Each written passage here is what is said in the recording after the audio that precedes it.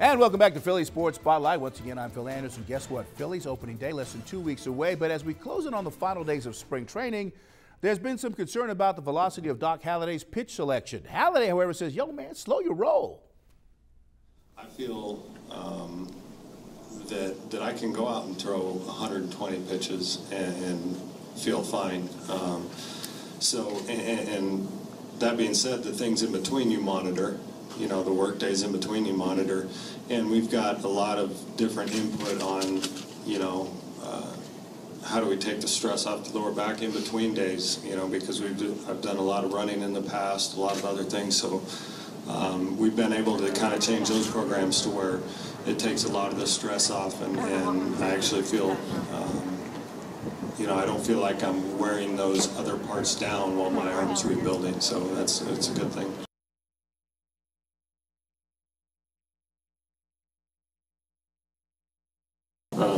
Yeah, you do have to change, whether it's pitch selection, you know, what you throw in different counts. You know, you go through a league a couple times, see teams, you know, a couple times, all of a sudden you do have to change things, and so I'm aware of that. I've talked to a lot of different people, got a lot of different ideas, and you know, that's the best part about spring training is you can do different things, experiment a little bit, and you know, while you're getting yourself ready. Of course, the main goal is to get yourself ready, but yeah, you have to continue to change, and you know, anywhere that I feel like I can do something different to keep them off balance, I'm going to do it.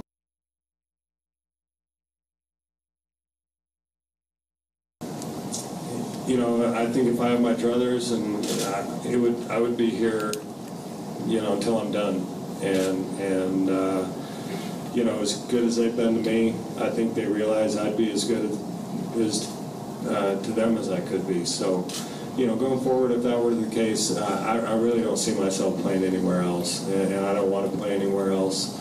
You know, I feel like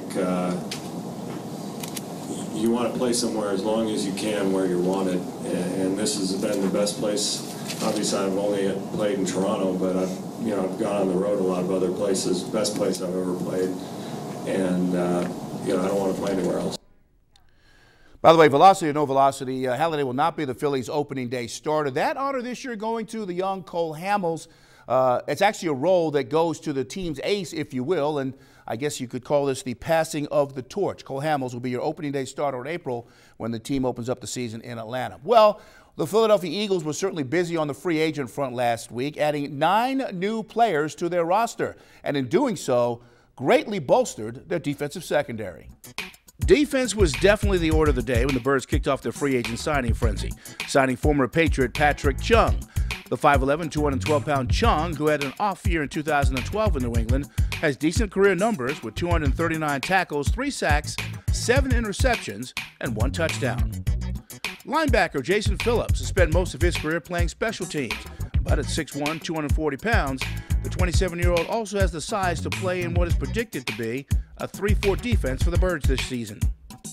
And speaking of size, how about 6'2", 330-pound Isaac Sopoaga is not only the biggest of the Birds free agent signings to date, but also the oldest at 31, and projected to be the man in the middle of that 3-4 defense at the nose guard spot. James Casey was the only offensive player snapped up by the Birds on the first day of free agency, but all indications are that the 6'3", 240-pound tight end is a good get for the Eagles. Last year with the Texans, hauled in 34 receptions for 330 yards and 3 touchdowns. One thing's for sure, the Eagles secondary will have some size to it this season. Former Ram Bradley Fletcher, 6 feet tall, 200 pounds, and likes to hit. In 4 years with St. Louis, Bradley had 169 tackles and 5 interceptions. On day 2 of free agency, more defense, signing 6'1", 190-pound corner Kerry Williams, who comes to Philly after helping the Ravens complete their unbelievable run to the Super Bowl title this year.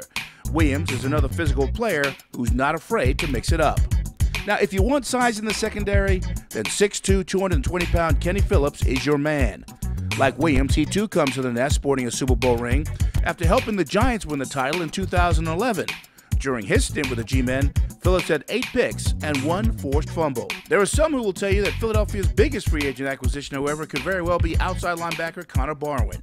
At 6'4", 268 pounds, Barwin should be a force to be reckoned with coming off the corner. In 2011, he had 11.5 sacks, 1 forced fumble, and 7 pass deflections for the Texans.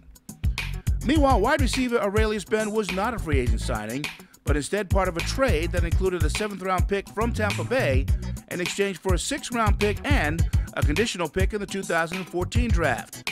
At 6'2", 220 pounds, Benn is the big receiver that Eagle fans have been asking for.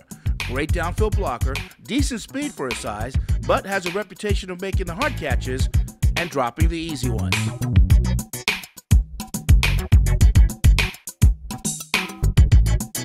Isn't that always the case? Now throw in Deshaun Jackson, Jason Avant, Riley Cooper, Jerry Maclin, and all of a sudden the Eagles' wide receiver core has vastly improved. Question is, now all they need is a franchise quarterback. Will they use that 4th pick in next month's draft to select that quarterback? Some people say they just may very well do so. Well, speaking of which, coming up, we're going to show you a sport that is just taking on like wildfire along the Philadelphia Main Line and outlining areas of Philadelphia. We'll tell you what this is all about after the break.